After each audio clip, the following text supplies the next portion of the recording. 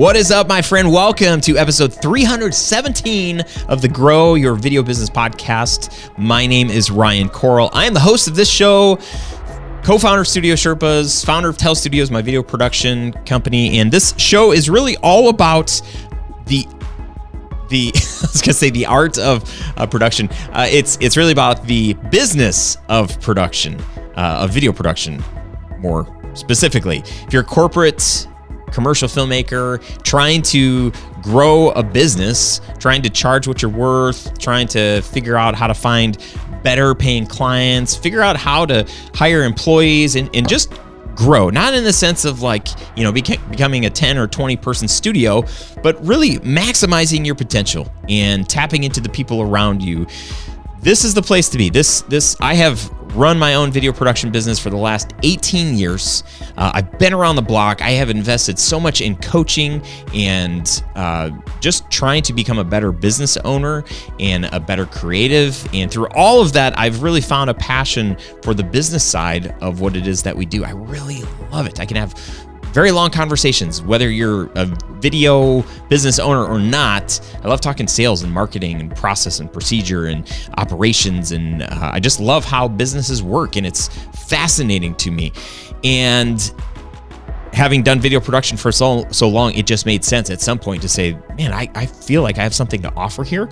And so that's why we're here. This show is for you. If any of that resonates, if you're like, man, I would like to have a better video business, then I'm super glad that you're here. And this episode is a little bit different. This episode is about the importance of community and finding your people. Right before this episode, as I was creating the outline for today, I listened to two of my favorite bands, Switchfoot and Need to Breathe. They have this song that they co-wrote, and a lot of you are probably like, I have no idea who either one of those bands are, and that's fine. I like it that way. They're both, man, I just love them to pieces. Anyway, they wrote this song called Carry Me, and I listened to it a couple of times before recording this episode, and there is a line, the chorus says, carry me, I'm on my way, but I'm in too deep. I need you to carry me. That song, in the context of what I want to talk about today, it resonates so deeply with me.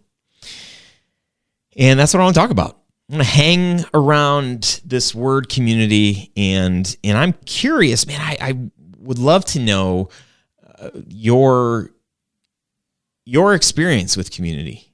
I mean, I had a conversation with a friend last night, and his growing up was all about being self-sufficient and trying to figure out life on his own from when he was a kid, because of what his parents taught him, and his own life experiences brought him to a place. And it was pretty heartbreaking. But what's beautiful now, today, like, he has this amazing community around him. And so he's been able to experience both worlds. And I know he wouldn't trade the world for anything. Is that how you say that? He wouldn't trade anything. He wouldn't give up what he has right now. This community of people that love him and just care for him deeply. That's pretty special. A little of my backstory: when I was going into 7th grade, my parents got divorced, and we lived with my dad, and I pretty much, like, I just hated all things. Going through puberty, I'm trying to figure out, like, am I a rock star? Am I a baseball player? Or am I football? Like, what am I? Asking all these hard questions. But then also, my dad worked midnights, and I didn't have a close relationship with him. It was pretty strained. So most of the time I was just pissed off at him. And he was probably upset with me because I didn't, I just wasn't a good kid. I wasn't nice. I wasn't nice to my siblings. And I was so fortunate to have been friends with really good boys, and who had parents that loved their kids and also, like, took a liking to me. And so I feel like I grew up with a mom and dad that definitely loved me. I mean, that's without a doubt. But for me, like, I just tried to escape home, and I would go to friends' houses that had more peaceful homes. Not always super peaceful, but definitely more peaceful than what I felt at my house. And so I feel like I grew up in middle school and in high school and even into college. I always had people that I felt like were rooting for me. I felt like I had people I could lean on. And then in high school, I played football and really gave, like, sophomore year to my senior year, I gave everything to this football program. I felt like it was the first time I had experienced family on a different level. I had experienced brotherhood, and I had a coach who I looked up to so much, and who had such a profound impact on me and made me want to work hard and made me want to work toward this common goal of becoming a champion and working out every single day and hanging out with, the other offensive linemen that I played next to, and just building this community that was like nothing else. I mean, we spent all the time together, all of us football players, and it was amazing. And then I got into theater, and I was the Scarecrow in The Wizard of Oz, and this was my senior year, and I was known kind of like more like a football player, whatever, turn like, oh, he sings and he acts, and I fell into this community of the all the band people and the choir people I never hung out with. And that community was amazing. I learned so much from that community. And then into college, I had mentors and people that surrounded me, and I lived in this very small Christian campus, and I knew everybody. There were 600 people that went to the school, I think 300 people that lived on campus. So I had meals with all these people. We had so many hallway conversations and late nights in the dorm, and that was like a 4-year experience for me. And then I worked at the college, and I just had all of these experiences with people. I never really felt alone, except for like a real short time between like 6th and 7th grade, where I was just kind of like, oh, man. But through that and beyond that, I felt really surrounded by people that had my best interest in me and wanted to see me succeed. And I feel like that's kind of what when I think about what I do today and what brings me life today, it is that. It's this word community. It's this thing. In 2012, my wife and we'd been married for almost a decade, and we were living in this town called Royal Oak, and we had 2 sets of friends that were like incredible. We had done life with these friends years prior. We had gone to college with 2 of them, and then the other couple I knew from some years before.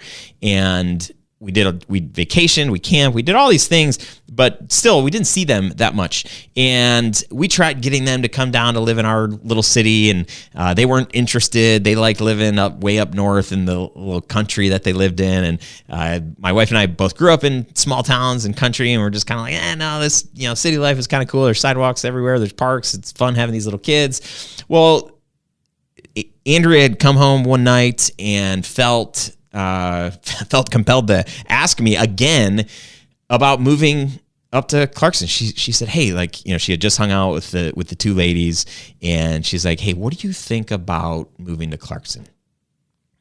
And there was something that just switched inside of me. And in that moment, immediately, I just knew. I was like, this is the right thing. And I said, yeah, let's do it.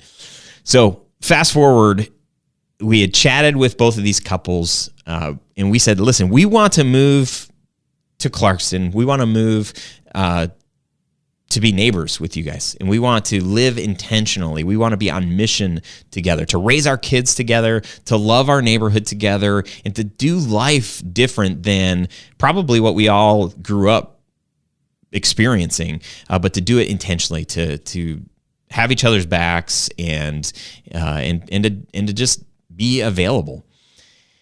And so everybody agreed, said, this sounds awesome. Let's do it. So we moved, and it was like a really bad time to sell our house. And we kind of just were praying for these miracles. And one thing led to another. We were able to sell our house. We found the perfect house. Really cool story of us finding this house. And then our lives changed drastically. We started doing activities with these friends and, trying to involve our kids in the same type of sports and activities and just trying to cross our lives over as naturally as possible. And it was beautiful. We got to meet their extended friends, and we just we moved, and we had a built-in community, which was so cool. And then in the meantime, I've got this video business going, and in the year 2016, it was the end of 2015, beginning of 2016, things were not going well. They were really hard. Really hard. You may have heard me share this story before, but I think in February, I sat down with my team and I said, hey, there's no money. We've got, maybe some checks coming in. I'm not sure when, but long term, I don't know. Look, I just don't know. And I said, I get, if you're not comfortable staying here because there's no, I'm going to pay you before I pay myself. I'm going to do whatever I can. But right now, it just is pretty bleak. I would love for you to stick around. And I had 2 people that were like, hey, we're with you. And I had 4 other people that over the course of the next 2 months left. And it was great because those people were fine. They were fine people, but they weren't the perfect fit for the business that I wanted to build, the culture. They weren't right fit. They didn't fit my core values that I didn't realize at the time, which were humble, hungry, and smart. So they left naturally, and we were able to kind of rebuild this team, and it was really cool. But prior to rebuilding, when I'm having this conversation with the team, then, shortly thereafter, I remember being in our house, and we had these friends over. We had these 2 couples, and we're sitting at this table. We had dinner, and we're just kind of sharing, and I just felt I've got to share with these guys, how bad it is right now. And so I said, it's just, work is really bad. There's no money. It's really slow. I'm nervous. I feel like I've even asked God. I said hey, I'll shut this business down and do something else. But I just felt like I wasn't getting a clear answer of leave the business. I just felt like, no, I'm supposed to stay in it. What the heck? Why am I supposed to stay in this business if it's not working? This makes zero sense to me. And so I'm, just sharing this with them. And I remember my friend Jay looking at me, and I was crying. I was just I was really, really broken. I felt the weight of everything on my shoulders. We had 3 kids. We had this new house that we moved to with a mortgage that was a little bit bigger than our previous house, and credit card debt, just all these things. And and I just felt the weight of all of it. And I'm I can't manufacture success. As hard as I'm working, as hard as I'm spinning my wheels, it's just not working. And Jay looked at me and he said, dude, he's if you need groceries, we got you. And I'm just oh, thanks. He's if you need us to help out with your mortgage, dude, don't worry about it. This is what we're here for. I've shared that story a number of times, and I think maybe I tried prepping myself before this episode to not cry. But every time when I think of that story, I get emotional. It is so meaningful, so impactful, because that moment around that table and everybody's nodding and they're supporting us, that's why we moved. That's why we committed ourselves to living life with these people, because we knew that living life together would be better than living it alone. And when I say alone, my wife and I didn't feel like we're alone. I mean, we've got each other, and that's the Coral family, the Coral team, or Team Coral, as we like to call ourselves. That is a unit. But we are better when we're with others, because even my wife and I, we've got blinders. We've got, things that we don't see, because we see things from our perspective, and we need other people to be able to look into our lives and our surroundings and to help us and say I'm not sure that, that's the best way to do that. That's how you're raising your kids. And you said that, you did this, and all that stuff is helpful. And not we're okay, yeah, whatever you say. It's no, insight is helpful, and having people support us is helpful. In 2006, my business was barely a year old, but I had quickly realized that I wanted to be a wedding filmmaker. So 2005, I shot my first wedding, and then I don't know, I probably shot 6 or 7 more weddings that year, and then was booking weddings for 2006. And there was a conference in Las Vegas called WEVA, and it stood for Wedding and Event Videographers Association. And I joined the association as soon as I could, because I'm like, I need the resources that these guys have in this teaching. And I went to this event, and it was amazing. There were thousands of people that were all wedding and event filmmakers. And I saw so many different presentations on ways to film weddings, ways to charge for weddings, things you can deliver for wedding. Like all of these things that I was like, wow, I've been thinking so narrow-minded with how I've been approaching weddings. And man, I made some incredible friendships at that event. And then I continued to go for the following years and get more involved. And then I also started attending the Michigan Video Association, and I would one day become the president of that association. And we would host monthly events, and we would have, between 20 and 40 or 50 people coming to these events on the regular that were all mostly event filmmakers in the Metro Detroit area. And when I first started my business, I was taking out other filmmakers to lunch and asking them every question I could think of, like, how do you charge for that? And what do you do for this? And what about this situation? Any question I could think of, I was asking people. And so I was building a local community. So I had this local community of filmmakers, and then I had this like national association of filmmakers that I had access to. And for me, I felt very supported. I felt like if I had questions, like these were my people. These were the people that I could go to.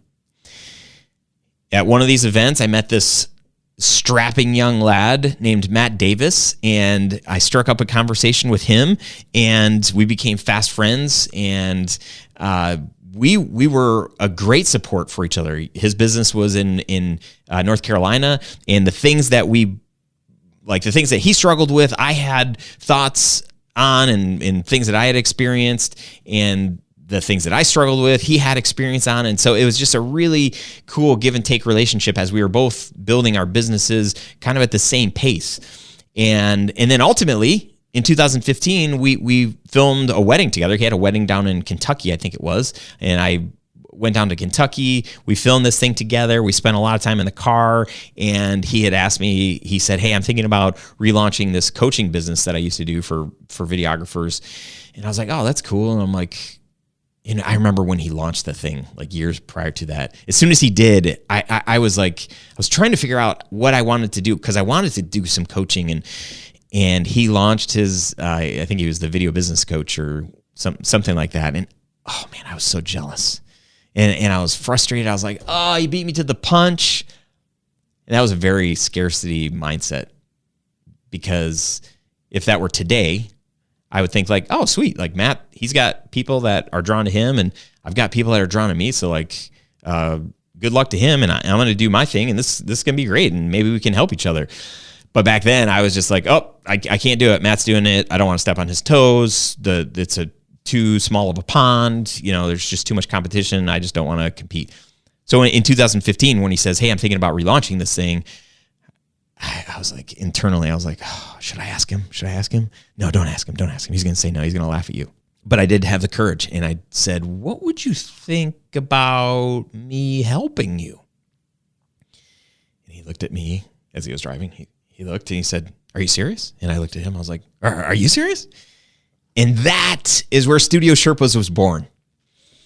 A few months later, 2016, we kind of officially launched. We did a webinar.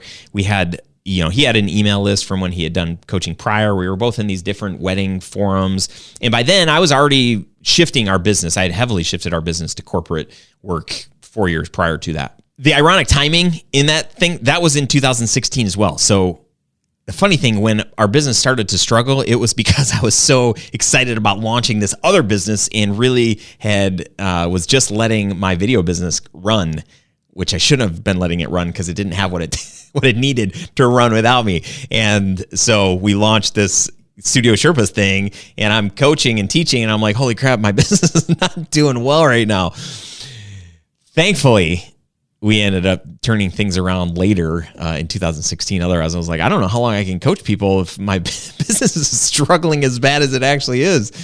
So that was kind of fun. And, to have built a friendship with Matt and to have learned, all of the things that I have, and to have been able to experience the community of filmmakers that's bigger than the community locally that I had access to. And, the interesting thing is, as I've seen, the wedding industry is so niche. It's so focused. It's like wedding films, high-end wedding films, destination wedding films. Like, it's all like weddings. The interesting thing about corporate, I've yet to find a really good community. Man, if you guys could have been with me, and some of you were there at WEVA, this event for wedding filmmakers. I mean, they had this expo floor, all these exhibitors, and it was all for wedding and event filmmakers. It was like tailored to us. Then when we shift gears to doing corporate video, it's like corporate video is so many different things. It's so many different industries, and it's so many different kinds of videos. So there's just not the same kind of community because there are so many, just way too many options. How do you create, like, the niches are in the riches? Well, same thing in like associations. It's like, if it's such a generic, filmmakers, you're not going to attract anybody. And so that's why it's been interesting to be a part of Studio Sherpas, and even, throughout the years, I think refining, who really are we trying to appeal to? Are we trying to appeal to wedding filmmakers? No, not really. But, wedding filmmakers that want to do corporate work, yeah, probably.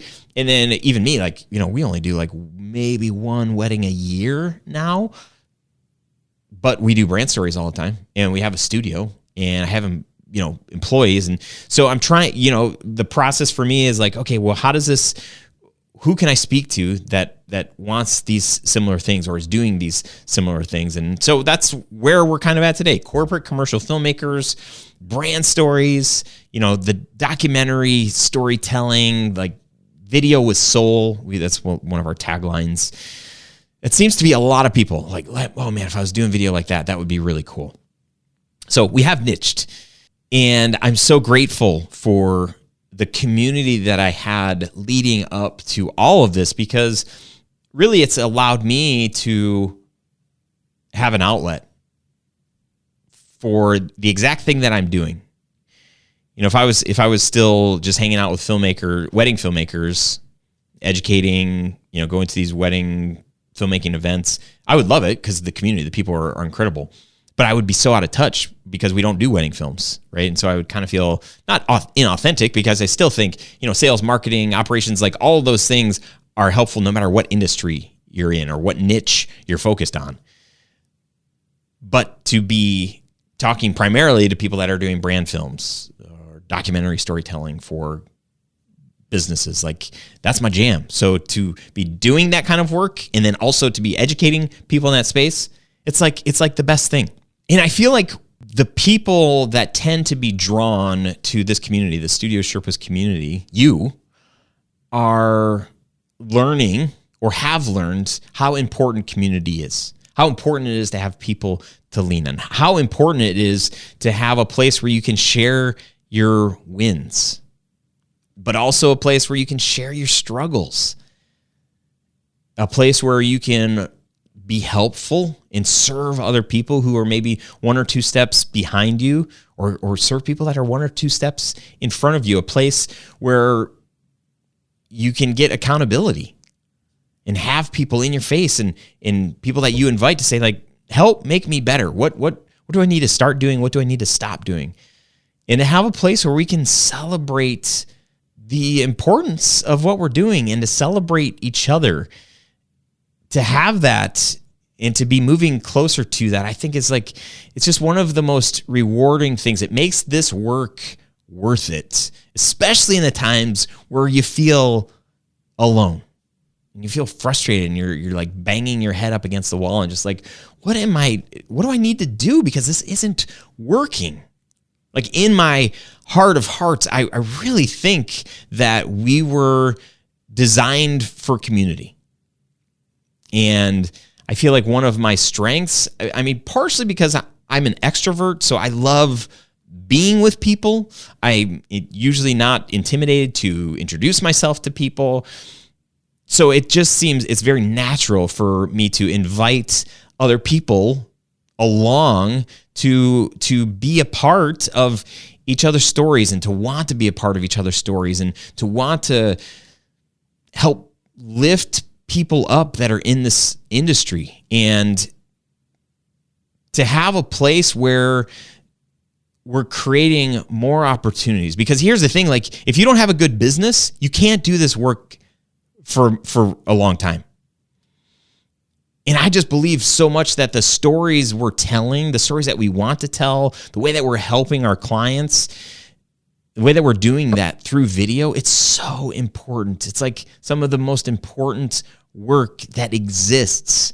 So to have an outlet like this place where I'm trying to equip you with the things that you need to charge what you're worth, to ask better questions of your clients so that you can serve them even better.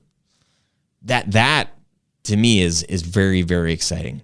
I've been building this community formally since 2016 in hopes of people finding great content like this podcast and 5-day challenge and just the other things that I do, in hopes of filmmakers finding a place of encouragement, helping them feel like they're not alone, but mostly hoping that some people can experience this and say, yes, these are my people. This is my place. That's my hope. That's why I do this. It's so fulfilling. I'm so grateful that I get to do this work.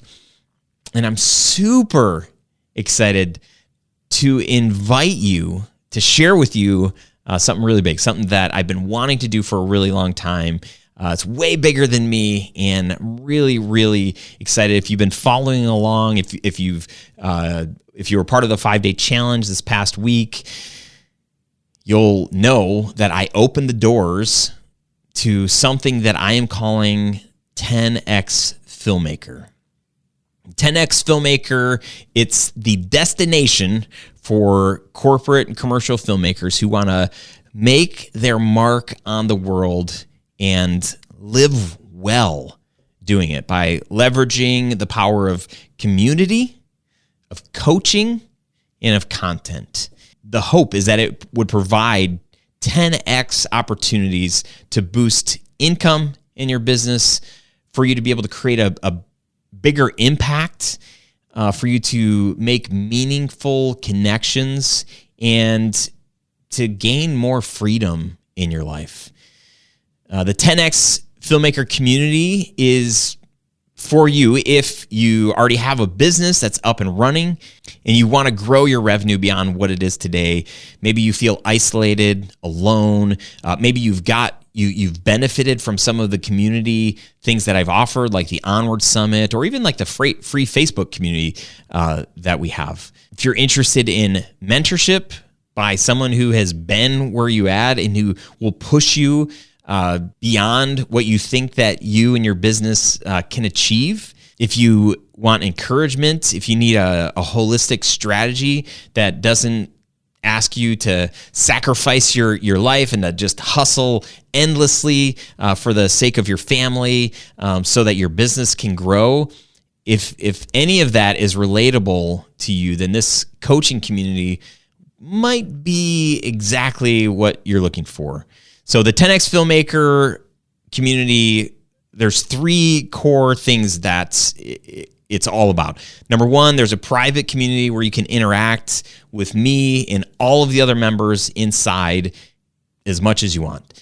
There is a once a month live Q&A coaching call where I'll show up and answer whatever questions have come in over the course of the month. And then there's a new masterclass training each month designed to help you grow your business, improve your life. Sometimes those master classes will be done by me, and other times they'll be done by other experts, people that you know that I've got an incredible network of very talented people. And so sometimes those masterclasses will be led by them. So content, coaching on that content, and community. Those three things, content, coaching, and community, I think those things can propel your business into the next stage and honestly make it more enjoyable. I'm so excited about it. I've been sitting on so many ideas for masterclasses. I have this ongoing list. I just checked earlier today.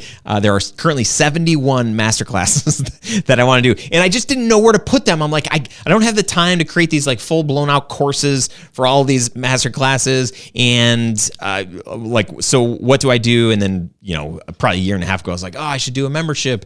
And that would be so cool to just have ongoing content. But I didn't have the platform. I didn't know how to do it. And fortunately, with where the business is at today, this is the next step. And to have like regular community and regular opportunities for me to connect with the community, that's very, very exciting. Some of the some of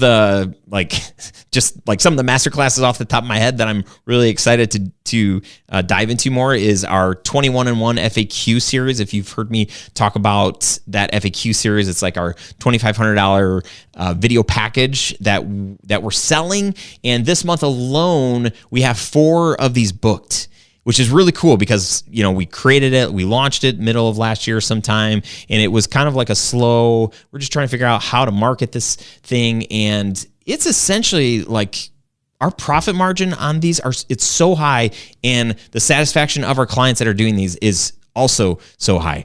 So I'm going to dive into like what we're doing with those, how simple the process is and how easy it is to sell. I'm going to do a master class on recurring revenue from our course creator partners. If you've heard me talk about our relationship with some of the course creators that we've done production with and helped do marketing with, I'm going to do a deep dive on that stuff so that you can create opportunities for passive income for your own business.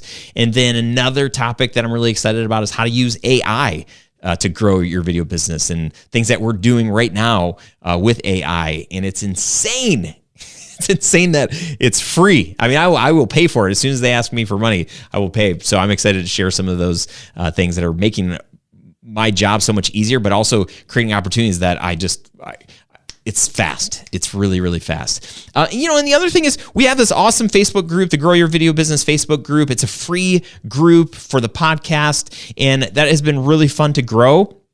It's just not a place that I can spend a lot of my time. I can only do so many things for free before it's like, oh, okay. And I remember when I was the president of the Michigan Video Association, and I was, hosting all these events month after month, bringing in speakers, speaking, doing all these different things. And I'm like, man, I would love to do this more, but I have to make money at this at some point because it is so much of my time. It's a passion, but if I'm going to be away from my family for this time, I got to make it worth it. And I sort of feel similar in the Facebook group. I am in there, but not nearly as much as I would be if it were a paid group. And I hope that doesn't come across wrong because I definitely believe in being a go-giver. I definitely believe in serving and helping. And hopefully you don't sense that oh, Ryan's just in it for the money because of how much content I have created. I mean, 317 podcast episodes. Nobody pays me to do that. I pay to do this show. I get it produced. I don't have time to edit it, and it costs a lot of money.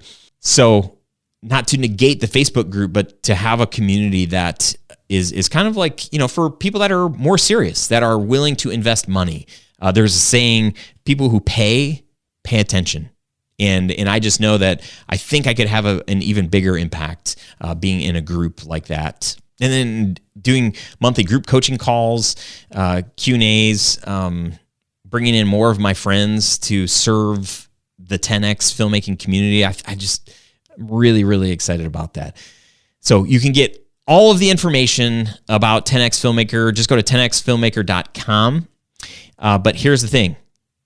Doors are closing on January 26th, at midnight and won't open again till later this year. This isn't a program that's going to be open year round. It's sort of cohort style. So if you're not ready now, no worries. Doors are going to close. You can get on the wait list. Go to 10xfilmmaker.com. You can get on the wait list if the doors are closed, and when they're open back up, we'll notify you. And when you're ready, hopefully we'll see you inside of there. But if you want to be a founding member and enjoy the perks that come along with being a founding member, you can go get all the details at 10xfilmmaker.com. Regardless of whether or not you join, my sincere hope and prayer for you is that you have people in your life that are doing life with you, that are supporting you, that have your best interest for you, that have your best interest in mind. That's how you say that. That want to give you direction, that want to give you support that you need. I also remember, I had this board of advisors. I remember in